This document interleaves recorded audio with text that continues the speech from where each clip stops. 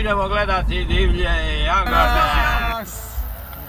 Na cesti smo, alo. Evo nas, dolazimo na koncert Dibi Jagoda, auti dolaze, svira Karabaja.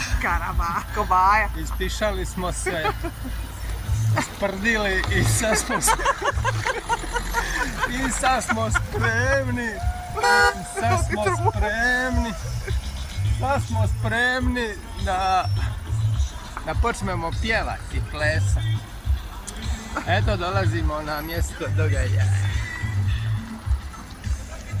Zapamti to. Evo, došli smo, koncert počinje za pola sata.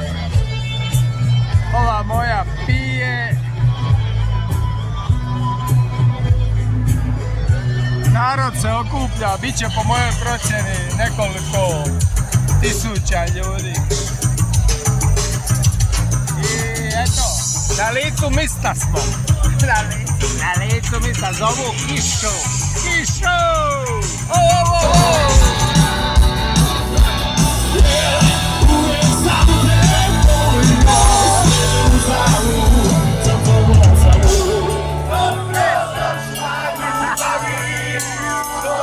Evo moj prijatelj Mario i njegov sin, budući rocker, Sarioni. Evo, Bibica!